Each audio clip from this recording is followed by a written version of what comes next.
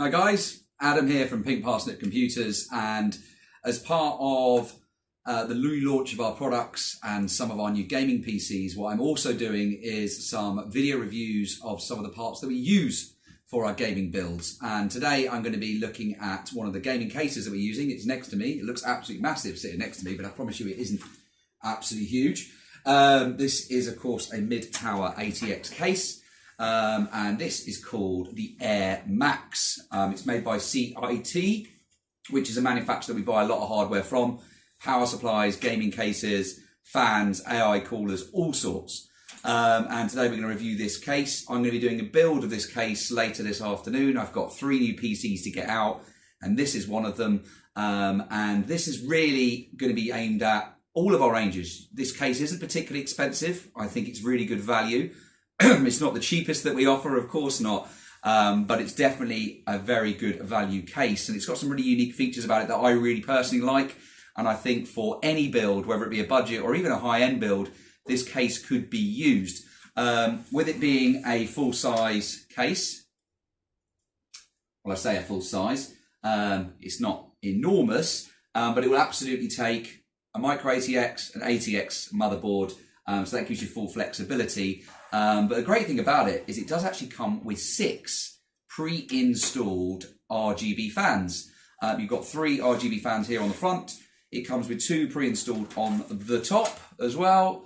And it comes with 1 on the rear. Now, personally, I think that's great because normally when you're looking at cases of the kind of sub £50 mark, if you do get fans included, you're generally going to get 3, which are going to be the front RGB ones.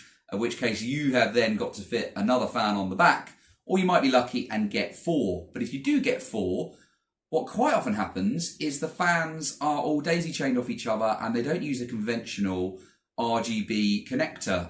They either use some kind of random proprietary connector, which means then adding additional fans further down the line is actually almost nigh impossible unless you can find the exact same fan.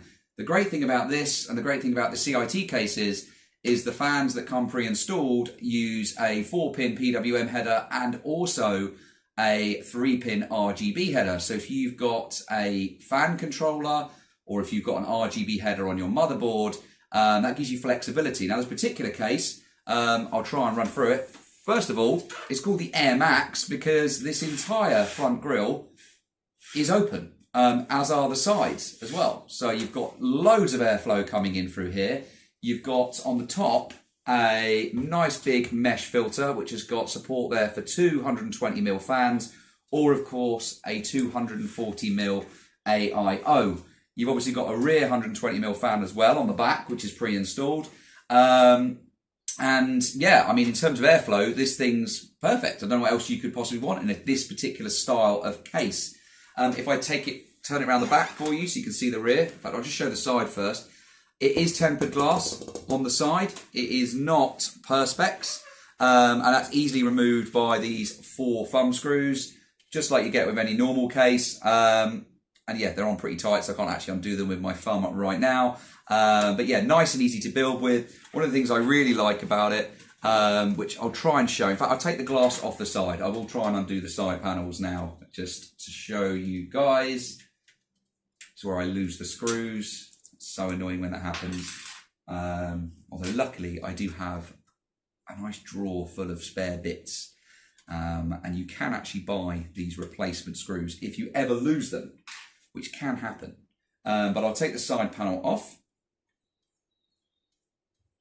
I just wanted to show you the internals. So I'll take this glass panel off. It isn't a hinge side. Occasionally, if you're lucky, you can find a case at this kind of price that does have a hinge side. And obviously that is a benefit, but once you've built your PC, how often are you actually taking components out of it? Very rarely, only when you're doing upgrades or if you're doing a deep clean. But yeah, if I show you the inside of the case now, plenty of space. You've got a huge amount of slots here on the back. So for, you know, one slot, 2 slot, 3 slots. I've even got a 4-slot 3080 in stock at the moment. You're going to get that in here, and as you can see, you can support a full-size motherboard in here. Micro-ATX is clearly the most common.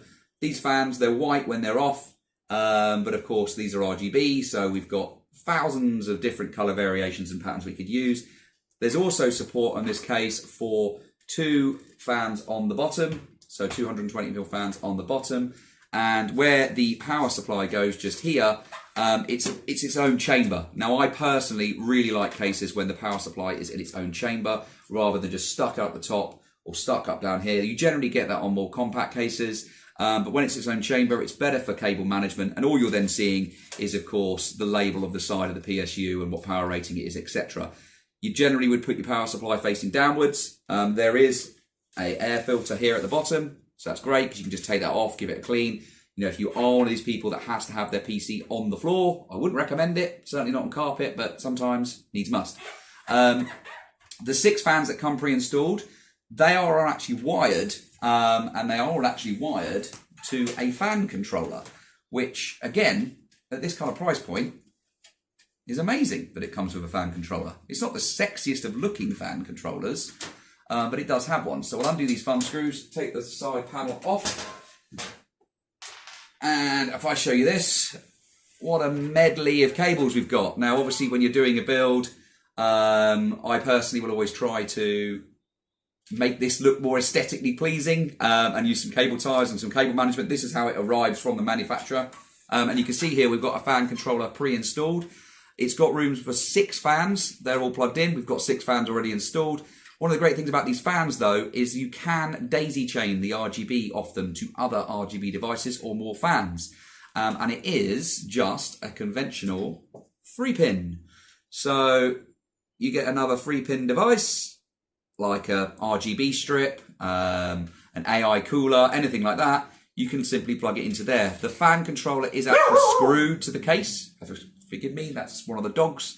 It's actually screwed to the case, which I like. Normally they're just on a bit of a felt sticker thing, but obviously it isn't. And you've got plenty of space within this case to cable manage and sort things out. In terms of the top controls on this case, it's actually pretty good. It's pretty standard. There's one additional thing which I personally really like. You've got your power button, you've got your reset button just here. You've got a separate headphone and microphone jack, 2 USB 2s and a USB 3, but you also have an RGB stroke LED button. Now, most fan controllers do come with a remote. This one doesn't. It is wired into that LED stroke RGB light. However, personally, with the light, with the remotes, they go missing, the batteries run out, and if you don't have that wired in, you can't change your RGBs. Obviously, we all like the idea of being able to have RGB on our motherboards, and on newer motherboards and higher end motherboards, you're always going to have an RGB header. But if you're looking at budget builds or used reconditioned hardware, sometimes you might not have an RGB header, or it might be a different type of RGB header, the 4-pin rather than the 3-pin, in which case you really do need to wire your fan controller into a button.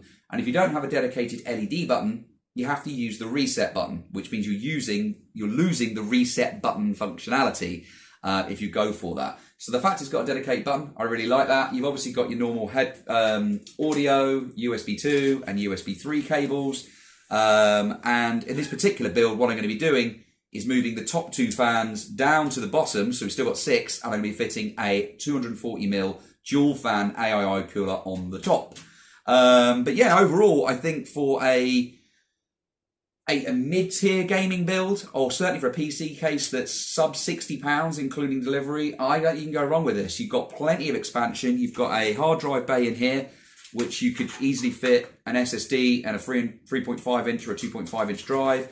You can get another SSD or 2.5 inch drive just here.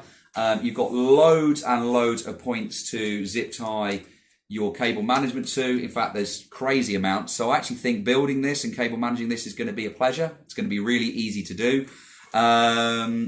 This front section does actually pull off as well to get to your fans. If you want to just pull it, it is just a case of pulling it tough. You're not going to break it. Yeah, I think it's a fantastic, decent sized PC case that will really kind of stand the test of time, because you could absolutely upgrade with this. You know, if you start off with a low-end build and you want to put a bigger motherboard in, or a bigger GPU in, or a larger PSU, you've got plenty of space here in the bottom to get your PSU installed. And yeah, I'm looking forward to building it. And that is the CiT Air Max, which is a good name for this case because it's definitely going to have plenty of airflow, and I think the temperatures we're going to get on this are going to be pretty damn good. It's available in our store. It's also going to be available as an option with our pre-built, or if you want us to build you a custom PC, you can of course select this case. But cheers for checking this video out, guys. I shall catch you in the next one, and thanks for watching. Cheers. Bye.